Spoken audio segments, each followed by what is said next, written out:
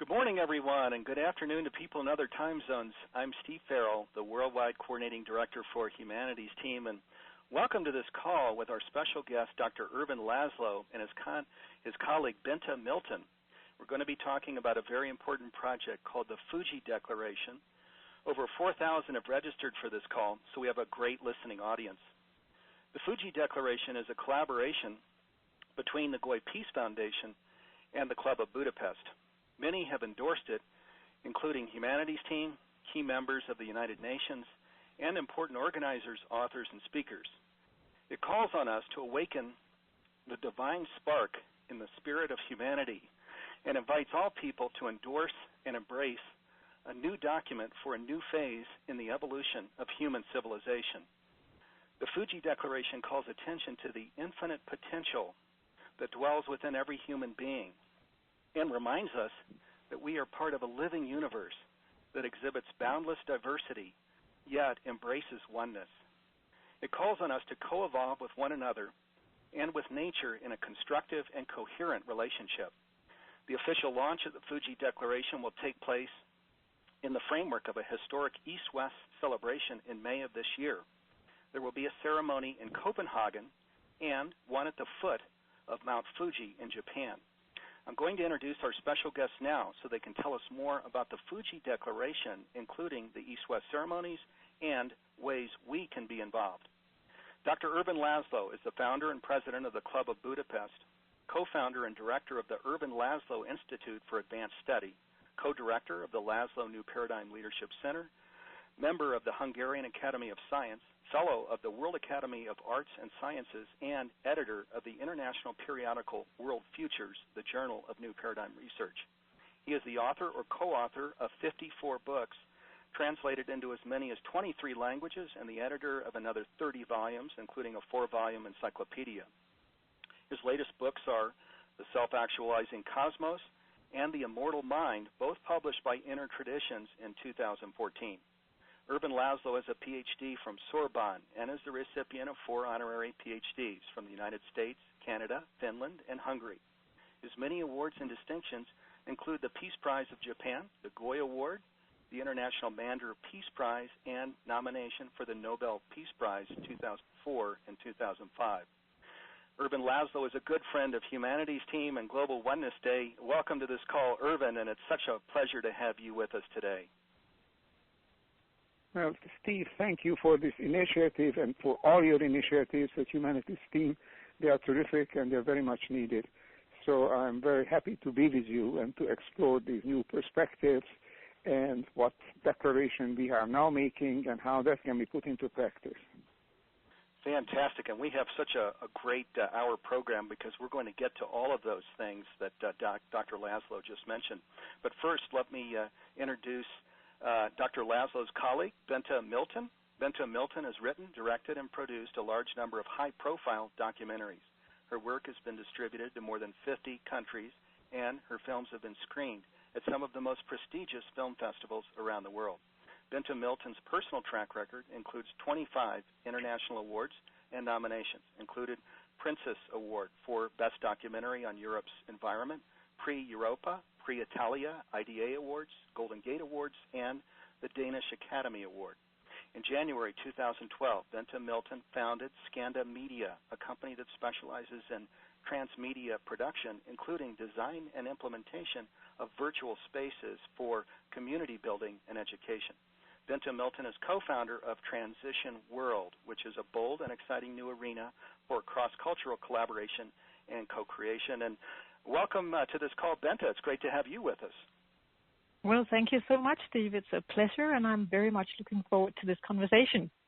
Okay, fantastic. And perhaps as we get started, you could tell us a little bit about the FUJI Declaration for those that aren't familiar with it. How was it conceived, and what is its vision? And Ervin, if you wouldn't mind maybe getting us started. Well, perhaps you don't know, or our listeners don't know, but the FUJI Declaration grew out of the Oneness Declaration. And it didn't go away from it. It just developed it in a particular way. But initially, a couple of years ago, I wrote what I call the Oneness Declaration, which were published also on the Internet. And there were a lot of responses to that, and including by Humanities team. And then little less than 2 years ago, I had the unexpected visit of a Japanese couple who are very eminent people, the spiritual leaders and chairman and president, respectively, of the Goei Peace Foundation. And they visited me from Tokyo, here in Tuscany, where I live, and they said that could I develop the Oneness Declaration in a way that it particularly features the idea of peace achieved through a new consciousness or a new sense of oneness, of course. And this, of course, is quite natural. That's, I think, the only way, whether it's peace or sustainability or well-being, that can be achieved. And Masami Sayonji, who is a spiritual leader in Japan, well recognized, has a large following, was talking what she calls the spark. And we talked about the divine spark. That means a spark that comes from nature, from the cosmos. I'm a naturalist person when it comes to thinking about the higher realities. I think the cosmos has the spark. The cosmos itself has the information, has everything we need so that we can evolve, we can flourish. It's our fault if we don't do that, then we are short-sighted. So, but we agreed to call this the awakening the divine spark in the spirit of humanity. And we were thinking of a number of ways. What shall we call this? We called it the manifesto on oneness we already had, but then we call it the peace manifesto. There are many other things like that too. But then the idea came up, why don't we use the sacred, fantastic, beautiful site, which is Mount Fuji, the snow-topped mountain, which looks like Mount Olympus in a way, in Japan. And it's a sacred site, and it's revered by Japanese and by Oriental, Asian people wherever they live. So why don't we unveil this declaration, as it were, over there? And then, of course, the natural next step was, why don't we just also call it the FUJI Declaration? We have the subtitle about the divine spark, but the main title now is the FUJI Declaration, with the idea that we'll associate it with the divine tradition of peace on earth, to which the Goei Peace Foundation is dedicated, to which the Japanese people very deeply have always been dedicated in their search for harmony. And so this is an event that, as Bente will tell you more about, this should take place simultaneously in Denmark and in Japan. In the Japanese section will take place in the sanctuary at the foot of Mount Fuji. So this is the short history of the Fuji Declaration, but hopefully it will have a long future, and that is our expectation. Fantastic. Well, gosh, we certainly believe, and I would even go so far as to say no, it will have a great future, because I suspect all of the listeners on this call would join with you in agreeing that now is the time, and that a shift is occurring. And candidly, as you, Dr. Laszlo, so often point out, everything's on the line here, is it not? We've run out of runway here. We're now on the gravel, and if we need to take flight if we're going to create the world that we all know we can have.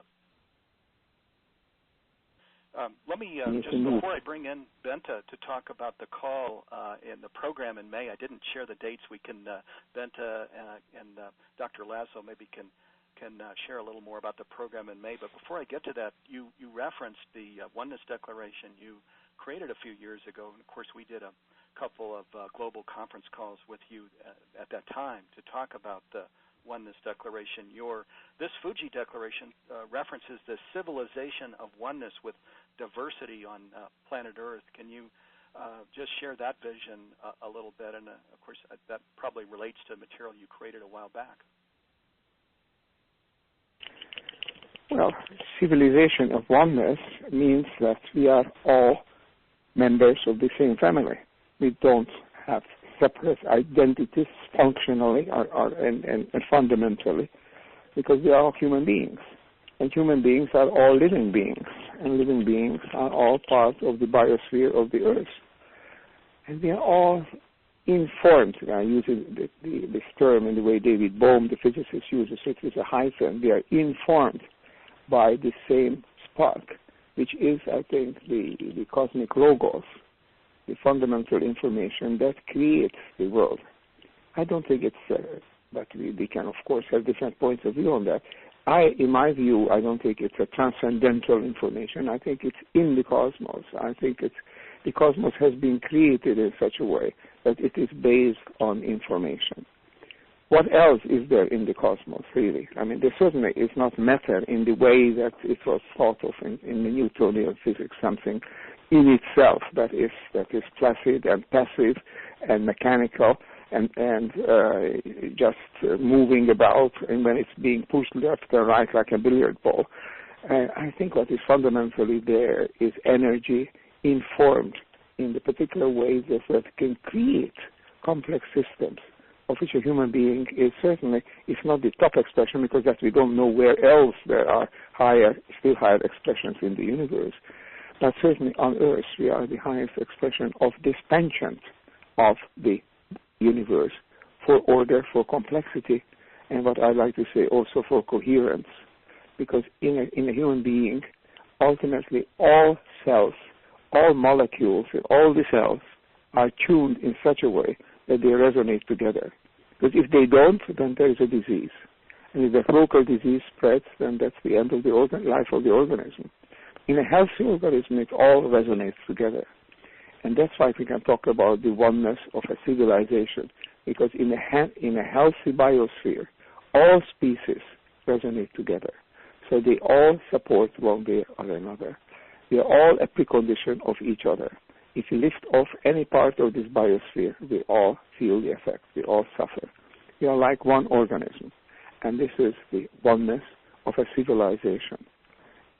Because we are all in this civilization together, we are moving forward toward higher levels of coherence, higher complexity, and higher connection, deeper connection with each other.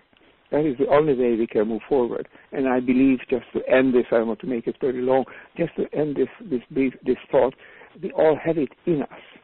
Call it instinct, call it innate knowledge, call it something just inborn, but actually it's in us. I'll call it the divine spark, like we do in the FUJI Declaration. That is the basis of life. If it wasn't there, we wouldn't have survived so long, and we wouldn't have a chance to survive much longer. But I think it's in us. Now it's a question to rediscover it. Simple organisms, simple species have never quitted it because they operate, they live, they function on the basis of the information they have, as long as they're healthy. And if they are not those species die out, they become extinct. The biosphere is a group of healthy oneness species. Humanity has exempted itself from this oneness over the past several hundred years, more and more since in the modern age, more and more in the past several decades, and now we are suffering the consequences. We have to rediscover what's in us, our true nature, and this is what the FUJI Declaration is all about, rediscovering who we are, because we are one, just like all species are one with the biosphere, and like all the biospheres in the world are basically one. As Erwin Schrödinger, among others, the great physicist, said, there is only one consciousness in the world. All consciousnesses are a part of it. That is what I firmly believe. That's my latest writing called to speak about that. Just as there is one consciousness, there is one civilization. We are all a part of it. We have to recognize it and act accordingly. And that is the way that we can develop. There is no other way forward except oneness. Yes, of course. I suspect everybody is profoundly agreeing with you now. Certainly this was the premise behind Humanities Team when it was founded in 2003, and so we couldn't agree more with you. And whether we call that oneness, that essence, the divine or divine spark or quantum field or Akashic records or whatever, we're talking about the same thing, aren't we? Absolutely, yes. And what's interesting is in church circles, they call this new thought, these churches that have this point of view, but as these new thought churches often point out, it's an old reality. It may be a new thought, but it's an old reality because going all the way back to the Akashic records and the Vedas and indigenous perspectives before that time, there's been, people have talked about oneness, that we are all one. So it's almost astounding that here we are in 2015, and this is not a mainstream thought, which is why the FUJI Declaration is so important, because it needs to be a mainstream thought. To listeners, let me just invite you in the instant message window, the question window there.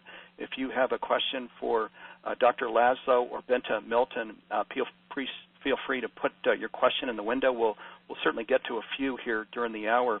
I wanted to go to some material that you all sent me back in October of last year when you asked Humanities team to be one of the founding signatories, and the material is just so beautiful, so much wisdom and yet simplicity and elegance and beauty in the material.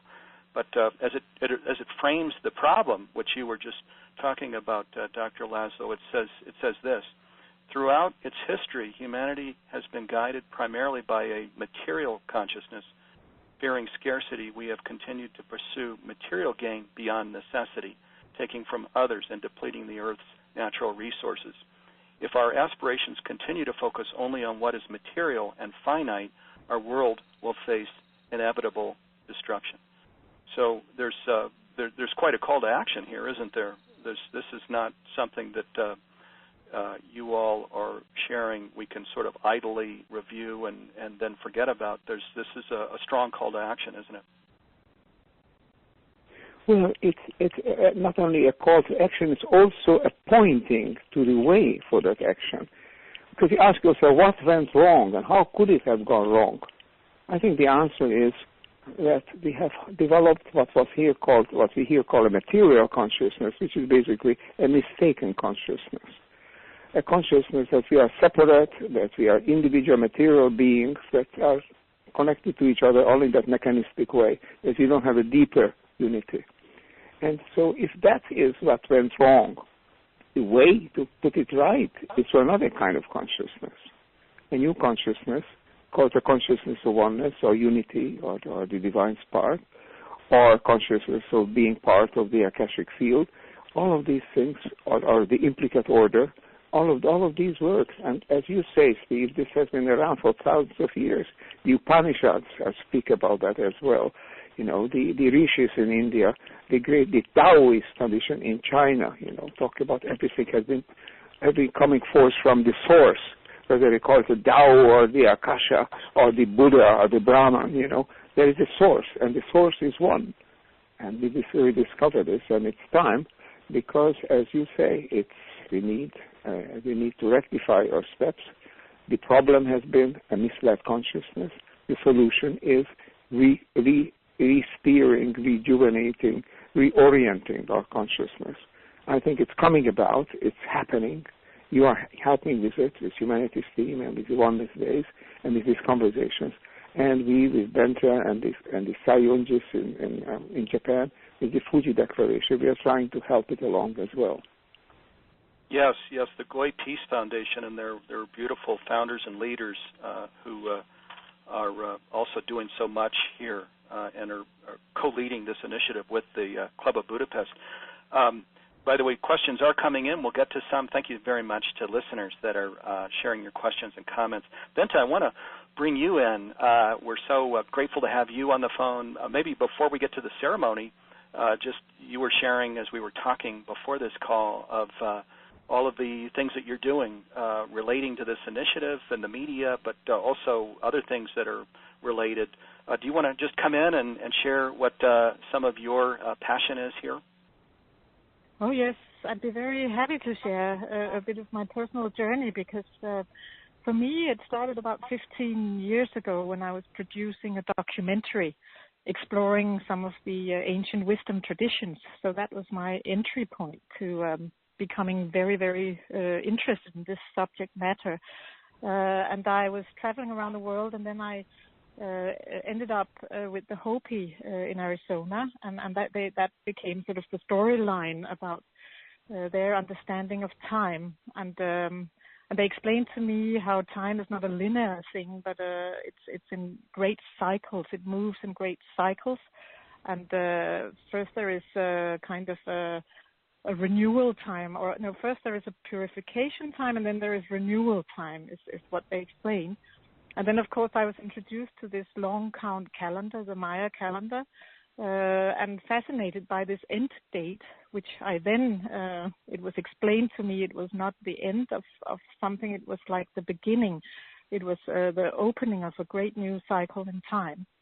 So for me, the journey started with an initiative in my hometown here in Gilleleje, where we decided to celebrate the 22nd of December 2012 to sort of mark that this was the beginning of something instead of the end of something. And it just happened that I discovered that Barbara Marx Hubbard had the same idea and was celebrating a birth party, a birthday party, and trying to include as many as possible. And that her vision and mission was to connect all of these dots, all of these imaginal cells around the planet that are already somehow responding to a new input signal. So that was a beautiful idea, and we founded then here in Gilleleje Transition Time, which was like a new movement and a platform to bring people together working on a new kind of storytelling, and in a collaborative way, because as a filmmaker, I've been telling stories, sort of writing the scripts and putting the film together and sending the message out to an audience that would then receive the story. But this was different because I wanted to invite the audience to participate actively in shaping the story. And that's how it started, this initiative. We then decided to invite Ervin to Gilleleje in May of 2013, which was the 200th birthday of the Danish Christian philosopher Søren Kierkegaard, that I'm sure you're familiar with. And we wanted to celebrate his birthday here in Gilleleje. And Ervin came as the founder of systems philosophy. It was a great honor for us to have him here. And he took a walk along the path where Kierkegaard used to walk, and where he had what he describes as an akashic experience, actually. In his journals from the summer of 1835, he describes this epiphany he had as he was standing up here on the cliff and looking at the ocean and the sky, and all of a sudden he saw that everything is connected, that he was not separate from his dear ones who had been who just died a few months earlier, and that everything was connected in a much bigger picture. So this was interesting to have Kierkegaard experiencing something that Ervin has described in scientific terms afterwards. And we then decided, or the idea was born, to create this new initiative that we call Transition World, and to try to bring together as many people and organizations, like-minded people and organizations, to somehow connect and try to be the change that we want to see. And so out of that came a meeting with the Sayonjis, the Goy Peace Foundation, and our collaboration around this event, 16th of May. The Sayonjis came here, and it was a beautiful, wonderful time we spent together in Gilleleje and Copenhagen, and we talked about this possibility of connecting the launch of the FUJI Declaration with the launch of this new global initiative called Transition World. And now it's a reality. Now we are planning this beautiful event. It will be at a castle, a legendary castle called Kronborg. People know it. It's known as the Hamlet's castle because it inspired Shakespeare's play Hamlet. And it's a Renaissance castle, so we say let's introduce a new global Renaissance. And the theme is to be or not to be the change we need to see in the world. And of course, the overall theme is connecting the world and trying to bring peace and have nations coming together and different belief systems overcoming their differences and becoming one family. That's the shared vision. So we have this beautiful celebration at Kronborg, and when the sun sets at the Kronborg castle, it rises at Mount Fuji 10 minutes later. So we will have a live stream connecting the east and the west during the sunset and sunrise in Elsinore and at Mount Fuji. And I'm sure it's going to be absolutely magical. And we hope that a large global audience will join us in a meditation for peace. Oh, fantastic! And we're covering so much Actually information. going to travel. Yes, Ervin. Actually, we're going to travel from Copenhagen to Japan in 10 minutes. This is what will be part of the program. Yes. Wow, we're going to talk a lot more about this program. Let me bring those dates back around because there is so much information being covered here. That is on May 16th in Copenhagen. Of course, Europe and Japan are involved here, so we've got 2 different days. In Copenhagen, it's May 16th, and then the foot of Mount Fuji, Japan, was May 17th, was what was just shared. So everybody might want to put that in ink on your calendar. Bente, I wanted you covered so much, including this incredible experience by Dr. Laszlo. And on that experience, I wanted to say, one, Dr. Laszlo is a global treasure to us all, and Dr. Laszlo, you've heard me say that before. You just had so much vision and courage your whole life, and with Club of Budapest, pulled so many incredibly important leaders together to forge ahead on this important journey here on the earth at this time. So just to say that again, and regarding the spiritually transformative experience, it's also, this is another one that I suspect most of us on this call have had some kind of spiritually transformative experience or out-of-body experience or even NDE, near-death experience, where we're getting a first-hand experience of what this oneness is. And so it's just, there is so much evidence and experience supporting, this oneness, which is what we all are connected to. And just to reinforce again that it's time that we all of the callers step into this. Before we end this call, one of the key things we want to get to is what can we all do as listeners? How can we participate? Because that's what's going to really take the shift and move us forward to where we know we need to be here at this time. I wanted to, Bente, bring in, you mentioned that you're a storyteller, and of course you create documentaries and movies and things, and storytelling is so powerful because it helps to connect with people from where they are. It pulls people in. It helps people see and understand things they didn't see and understand. And I just wanted to acknowledge that I think that's something important here that perhaps can help this initiative get traction. Can it not? Yes, and thank you so much for sharing your enthusiasm here, because I also truly believe that storytelling could be the key to sort of opening people's hearts and connect people through the hearts, because we need a new story. And I've been a storyteller for a long time, many years, producing this sort of documentaries, but it's also now it's time for a new kind of storytelling where the audience become actively engaged in shaping the story. And this is what I'm so excited about, because now we have the technology that actually allows us to do that, to reach out and engage an audience actively in the story, in shaping the story.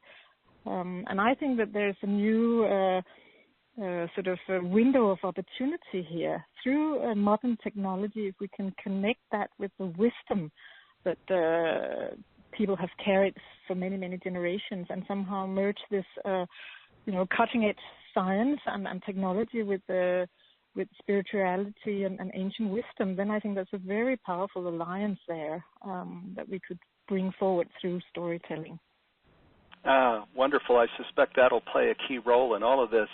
Let me bring in a comment and a question here from listeners. One of the questions, this is from Oshana in Hamburg. Says, Namaste, please, would it be possible to broadcast the call after the event, this call right now? I would love to listen, yet I don't want to leave my yoga students today. 48 hours would be enough for both me and a friend in Berlin who also can't participate today. That would be lovely indeed. Thank you for the wonderful work you all are doing. So to Oshana and other people that are both here and that can't make the call live, we do offer, of course, all of our calls are free. Also, we offer a recording, an MP3 link to the call for 48 hours for free. So, and the way that you can grab that link is when you registered for the call, there was an instant teleseminar link that you received when you registered. That is the audio link as well. So you can just grab that email and click on that link, and you'll be able to listen to this call as much as you like for the next 48 hours. We'll send that link out again with a thank you email. Here's one of the questions that's come in. This is from Donald in East Hanford. He says, the bottom line, what is our best hope to create world peace? Einstein told us we require a new way of thinking. Dr. Laszlo, do you want to respond to that one? Well, what Einstein meant by thinking, it was very broad. But I think it was not just sort of abstract thinking. It meant thinking and behaving, thinking and acting. We can't solve the problems with the old way of thinking. So what we need is, that's what we talked about before, with all its ramifications, what I call a new consciousness or a new paradigm, fundamentally new and fundamentally old. I would say the new paradigm is fundamentally old because it's fundamental and it has been around, as long as people have been conscious. Because it's the paradigm of interconnection. It's the paradigm that we are not separate, which is being reinforced, rediscovered by the leading edge science, where we know that there is a way to interconnect actually over transcending space and time. You don't have to wait. You're not separate because everything is what the physicists call entangled at the deepest level. And we used to think that this entanglement is only on the quantum level, but it turns out that it's also on the living level, on the level of biological organisms. The one mind, one brain, if you like, our consciousness, is interact with others. We know it has its effect. We know that we can think together, we can think as one. And this shows up in the EEG electroencephalograph patterns of our brain when we are harmonized and when we think together, when we feel together, these EEG patterns become harmonized, no matter how far people are apart from one another. So just very briefly, what we need is a new paradigm. The new paradigm, we conceive ourselves differently from what we used to think. We see ourselves as being members of a family, and then we start acting. Each of us need to bring forth our own stories. And as Bente says, and as you say, Steve, we need a new story. Keep in mind also that Plato said, the warning that Plato said, that all our knowledge about the world is but a likely story, he said in the Timaeus, in one of the dialogues. We need a likelier story than what we have had, because that story has been misleading us in a mechanistic, a separatist, atomistic way. So what we need really is the new story, is the new paradigm, the new recognition, with a hyphen, recognition of an old truth, that we are truly one, but this is what it's all about. Stunning and beautiful, and also such a simple message, this aspect of just coming back again to the divine spark or divinity or the quantum field or Akashic field, that these things have been around forever, and maybe this has been marginalized in the modern day, being called New Age and things. But I think what we can all feel is that we are moving forward now. The time has come to really step into this, and every truth has to be lived out. And we're at that moment in the evolution of the Earth where this truth will be lived out, and partly because of all of us that are listening and participating, that are saying enough is enough. This Earth really isn't working as it is. As it's organized today, and so we're going to organize it in a new fashion based on our oneness with the divine and each other. I wanted to bring in another question and a comment. Marlena in Cape Town, South Africa, just said, greetings with love. She's in South Africa. This, by the way, Ervin is calling in from his home in Italy, and Bente is calling in from Denmark, and then I'm here in the United States. And as you can see, many of the listeners are all over the world as well. This next question is from Antonella in Torino, Italy, and Antonella says, what do you expect to achieve with the FUJI Declaration? Well, I'd like Bente to address it as well. On my side, let me just say, start a movement, start a kind of a new shift. Start a snow avalanche, if you like. You can have it in so different ways, but pick up a thread that is going to grow, or plant a seed that is going to grow. How does it grow?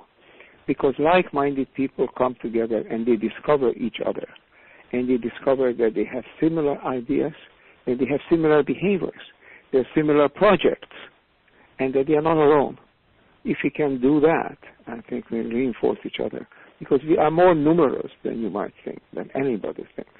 What has been called a few years ago cultural creatives, a very large percentage. We did some projects, some surveys, following up Paul Ray's pioneering survey in the U.S. We did some surveys in Italy, in Hungary, in Germany, in Japan also.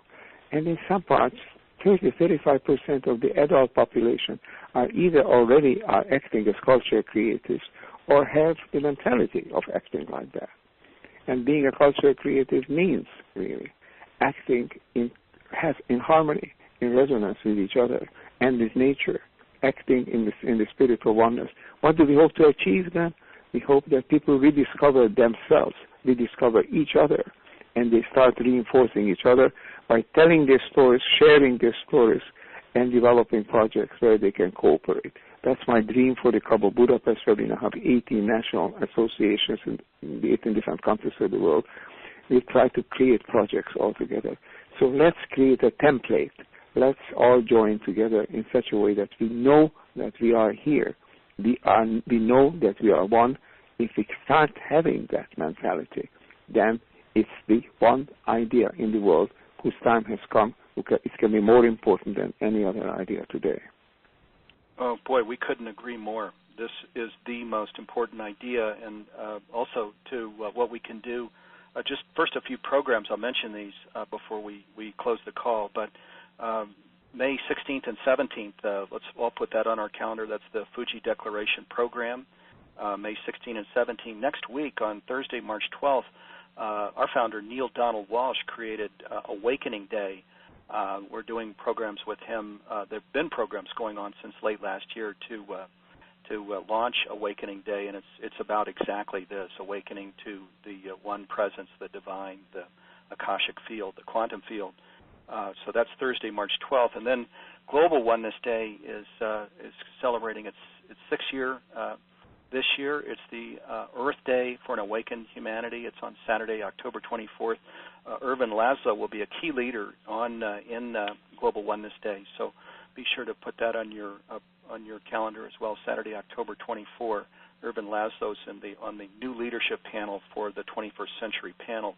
And most importantly, even just beyond these programs, I think it's really embodying this message. It's living this message. I think when we take the time to go within and create that inner connection with the divine, it's transformative. We could have a 2-day-long program talking about all the things we experience when we go within to commune with the divine. Let's not let it end there. It can't end with meditation or prayer or yoga. We need to take this out into the world, and there's so many ways we can take it into the world, to our families, to our communities, to businesses. That's what the Club of Budapest is about. That's what Humanities Team is about. So there are endless ideas, and we'll be bringing those ideas around more, I promise you. Let's go to the program itself here, this East-West program, because this sounds like it's going to be so amazing that it's going to be live streamed. Bente, can I bring you back in to talk more about this program, May 16th and May 17th, that's part of the FUJI Declaration? Yes, sure. We're very busy now preparing the details of what's going to happen at our end, but I can say now that we'll have a conference over 2 days so that we can be following the 16th and the 17th, what unfolds from Elsinore. It's just north of Copenhagen at this beautiful Renaissance castle that inspired Shakespeare's To Be or Not to Be, Hamlet play. We've got confirmed as one of the keynote speakers and facilitators Richard Olivier, who's, some of you may know, the son of Laurence Olivier, who was 80 years ago on the stage at Kronborg in Hamlet's play. So now Richard is coming to step into onto the same stage, but to talk about to be or not to be the change, and to talk about a new global renaissance that is sweeping over the planet right now. And it will be very uplifting, focusing on all these areas where we can create the change, which is, as you mentioned, within business and economy and science and technology and media, entertainment, all of these areas. We have to work across sectors and come together and co-create this new system that will make the old one obsolete. That's the strategy. And I was it's so fascinating to think about that we're here. I'm in Denmark and Ervin in Italy and you in the States and all of this, the global audience out there. I really feel this is a manifestation of what's happening now, that we can connect in this way. I like to compare it to this story about the caterpillar and the butterfly. When the caterpillar starts to transform, there are small imaginal cells sort of popping up here and there. And in the beginning, the immune system of the caterpillar kills them and destroys them. But then they keep popping up, and then they start to form small friendly groups where they speak together. And then after a while, they start to form bigger clusters. And then at a certain point, the clusters start to connect and share information. And this is when the caterpillar is ready for the transformation into a butterfly that can then take this creature into a whole new dimension of reality. And I really feel that we are on this. When you look at the development for the past years, it's been amazing. It's speeding up, and it's exponential now, the speed and the acceleration. So we are connecting in this way now, and I think it's realistic that we will be able to engage a critical mass of people on a global scale within the next maybe few years if we collaborate effectively and connect to all these new technologies that we have available. So I'm very uplifted about what's happening right now in real time with us here in this space. Yes, gosh, that it is so exciting. Thank you for connecting all of those dots, Bente. That, as you mentioned, the butterfly effect, we're probably all familiar with that, which talks about how in evolution things can speed up and just you can see change happen rapidly, such as the wall in East-West Germany that just came down in it seemed like a nanosecond. And you mentioned the developments we've seen in these recent years in this area of awakening to oneness, to the divine spark in humanity. And my gosh, the developments are so astounding, really, what's happened in the last few years. We were founded in 2003, so 11 years ago.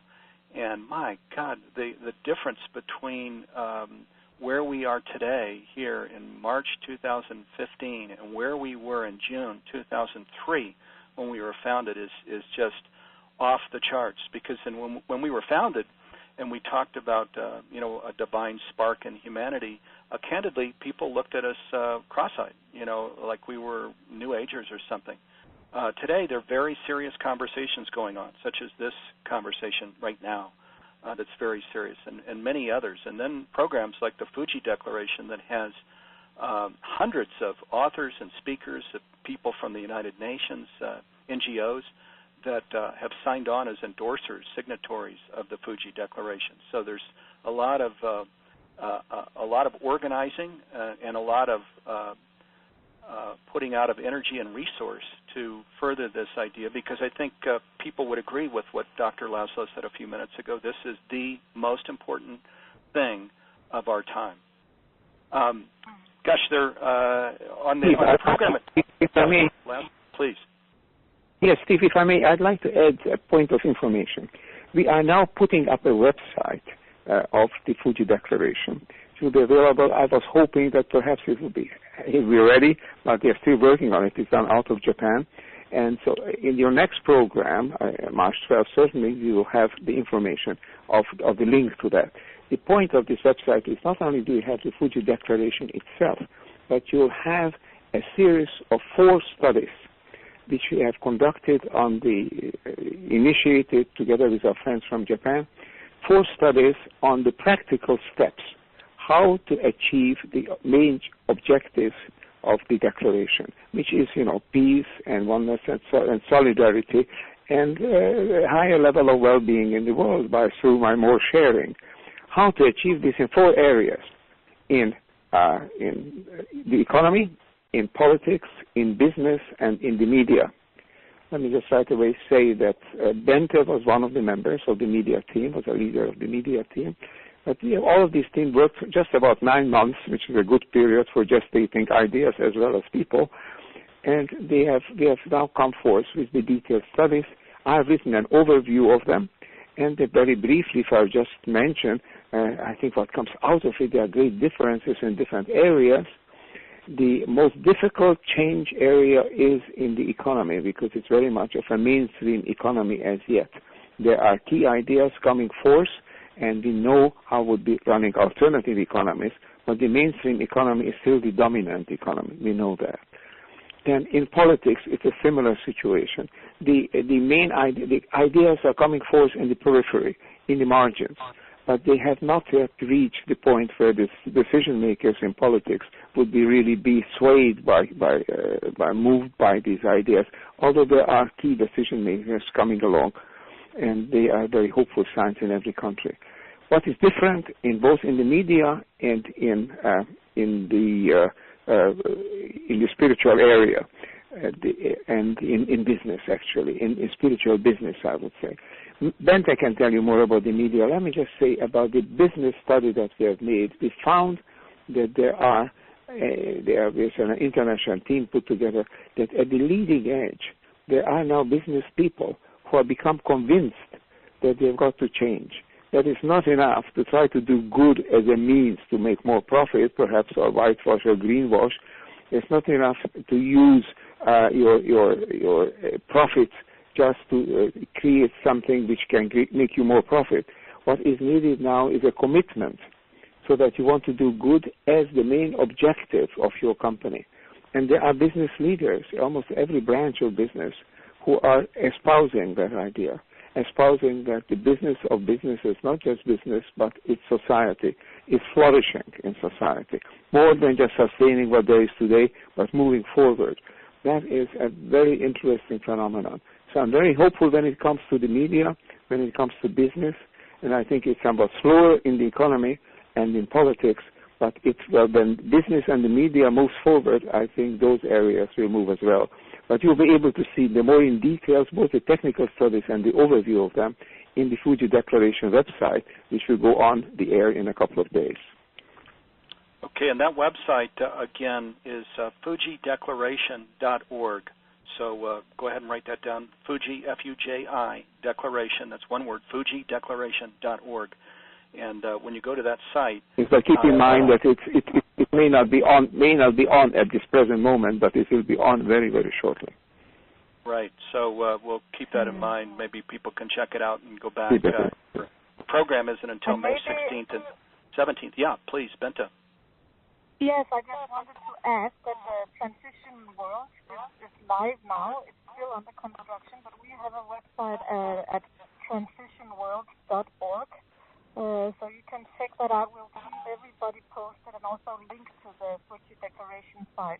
And you can there's more information about the event. And also that Transition World is offering itself as a catalyzer to bring together all of these initiatives, the thinkers and the doers with the funders, so that we can actually start to implement solutions in real reality and move from thinking and talking about all of this to actually take action and implement things in real life.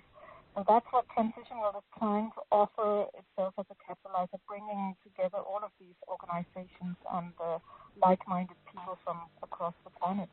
So that's worth checking out too. And also, if you want to follow the live stream on the 16th, we will put that up there on both websites, so you can join, if not in the castle or on the mountain, you can join us in cyberspace.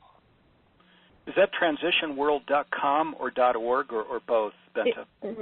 No, it's .org. That's important. It's transitionworld.org. Okay, transitionworld.org. So people, you can check that out now. We've got the FUJIDeclaration.org. There you can register to be a partner, an endorser, a partner, a friend of the FUJI Declaration. You can also sign up to get the live stream, so you can participate in that May 16 and May 17 program. And as Dr. Laszlo just mentioned, these practical steps for really living with this divine spark and making a difference in these different spheres of life. You mentioned media, politics, economy, etc. That will be available from the FUJIDeclaration.org site as well. I wanted to mention that you mentioned earlier, Bente, Barbara Marx Hubbard's work. Humanities team has partnered with her for the last couple years on a program called Oneness in the 12 Spheres of Life, and this is exactly our focus also. Each month we have a call with a leader in one of the spheres of life. This month it's education, and we'll talk about the current meme or paradigm of education and how it works. It's, of course, very much based on the cognitive versus the new meme of education, where we're connecting with this Akashic field or quantum field or divine presence. And, of course, it's astounding when we look at these two memes side by side, the old meme of education, what prevails today, and the new meme of education, what's emerging through initiatives like this. We're going to do we also have a conscious business program. Dr. Laszlo, I'm going to come back to you later on that, because we're reaching out to CEOs and chairmen of businesses to talk about conscious business that's based on this oneness, and you would be such an incredible speaker and resource for that. As you mentioned, it's an area where there's great challenge right now, economy, business. And as we know, this is where who's pulling the train. It's businesses, it's organizations, it's where we get our paychecks, our funds from working for an organization. So it's important that we bring this aspect of the divine spark and humanity and oneness into businesses and organizations, so that we're getting paid by organizations that are really leading us into the new world and not keeping us in the old world. We're just about out of time, because we're going to get to some announcements of coming programs in a bit. I wanted to just, in a minute, if you wanted to take a minute, Dr. Laszlo, to share any final invitations, and then Bente, if you wanted to take a minute after that. I would like to cite one sentence of the FUJI Declaration, which is the goal. And I quote, "To collaboratively create a civilization that unfolds the full potential of the human spirit in service to the human family and the web of life, by co-evolving with one another and with nature through a network of constructive and coherent relationships." It's a bit of a long sentence, but I think it tries to encapsulate, really, what the goal is, not just of the FUJI Declaration, but I think of our times, of our historic times. Because as we said earlier, there's nothing as powerful as an idea whose time has come, and there's no more powerful idea than the idea of oneness, working together, co-evolving together. As Barbara Marx has said, conscious co-evolution, as I've been saying, by reference to our belongingness to a common family, to this common information field that I call the Akashic field. That's the idea whose time has come, and that's the idea that can lead us past this kind of a stagnation or moving back and forth at the edge of catastrophe into a radically new world where we can act together, because together we can make it. What a beautiful vision and plan, and as Dr. Laszlo mentioned, there are practical steps that will be on this FUJI Declaration website, but calling on us to co-evolve with one another and with nature in a constructive and coherent relationship. This is the material that the Club of Budapest and the Goy Peace Foundation created that frames the FUJI Declaration. So exciting. Wow. Bente, do you want to come in with like a 1-minute invitation as we come up on the close of the call? Yes, I'd love to invite everybody to join and to start this collaboration, because I'm sure there's hundreds of thousands of organizations out there. There's millions of people. The critical mass is already there. We just need to connect and collaborate. And, of course, Transition World is offering you the platform where we all can meet and have a great party on the 16th of May together with the Goy Peace Foundation and all of the organizations that might, want to join us. I'm sure some of the listeners out there are representing different organizations. So bring your friends and organizations, and let's come together and make things happen. Okay, well, exciting, and again, there's so much that's been covered on this call, so just to underscore some points that Dr. Laszlo and Bente made earlier. So in Copenhagen on May 16th, there's this live event featuring a world-class artists and visionaries that's going to take place at the Danish Radio Concert Hall, and then on May 17th... Sorry, Steve, sorry to interrupt. It was at the Hamlet Castle. Yes. Oh, it's at the okay, that's Hamlet Castle in Elsinore. Hamlet Castle. Okay, yes. Thank you so Hamlet much. Castle. Yes. Hamlet Castle. Okay. So important programs like this, things shift a little bit, and so that's at the Hamlet Castle, the Copenhagen program, and then the May 17th, the sanctuary at the foot of Mount Fuji in Japan, where thousands will gather for the annual Symphony of Peace Prayers event to celebrate the launch of the Declaration with a day of intense prayer and meditation led by representatives of various faith traditions. And all of this is live streamed. And if you go to FUJIDeclaration.org, you can tie in. Let me just, as we're coming up on the end of the call, I want to just start with my first round of thank yous to you, Dr. Laszlo, and you, Bente, for just the wisdom and grace and beauty of all of what you've shared. I'll want to thank you a little more before we close the call. Let me cover a few important announcements. Next week, I mentioned on Thursday, March 12th, there is I didn't mention this. On Thursday, March 12th, there's a Oneness in 12 Spheres call. This is the program with Barbara Marks Hubbard. Barbara will be on that call. Anna Marie Petiers with Humanities team and myself. The three of us co-host these calls. It's with Dr. William Spady, and we're going to talk about his new book, Bringing Heart and Soul to Education. And this is where we'll peer into the future and look at what education looks like when it's based in oneness. Dr. William Spady is a consultant all over the world to organizations that are looking to understand how a new meme or new paradigm of education can be created based on oneness. That's 10 to 11 a.m. Pacific time on Thursday next week. Then you can go also to the humanitiesteam.org website. Humanities Team, that's spelled with a Y.org. In the lower right corner, you'll see upcoming events, and if you click there, you can read about these free programs that are coming up and also register for those programs. Just to review again things that are coming up soon, we'd like to invite you to participate in Awakening Day on Thursday, March 12th. Was created, it's a collaboration between Neil Donald Walsh, our founder, and Humanities Team. It's on Thursday, March 12th, and if you go to evolutionrevolution.net, you can read more about Awakening Day. Then on Saturday, October 24th, we'll celebrate Global Oneness Day with a 12-hour program of free panels. Global Oneness Day is our Earth Day for an Awakened Humanity, and you don't want to miss Ervin Laszlo's panel called New Leadership Model for the 21st Century. That panel is 2:30 to 3:30 Pacific time on Saturday, October 24th. You can learn more about that on the Humanities Team website. I want to thank you so much, Dr. Laszlo and Bente, for being here with us today. This was a fantastic hour. Thank you so much for all the wisdom that you've shared. Everybody, please do put May 16th and May 17th on your calendar so we can all celebrate together this important project, the launch of the FUJI Declaration. Also, so many people on this call are sharing comments and questions of thanks, so I think that's reflective of the incredible hour we spent together. I want to thank my colleagues, Nanette Kennedy, Dee Meyer, for running the back end of this call and for planning it. Also, Joe and Cheryl, who are present here helping to run this particular call. And last, but definitely not least, I want to thank each of you, the listeners who are present with us here today and who are participating and who are making it happen. When we talk about the shift, we're talking about you. We're talking about us. We're talking about all of us. It's not any programs being planned by any of us.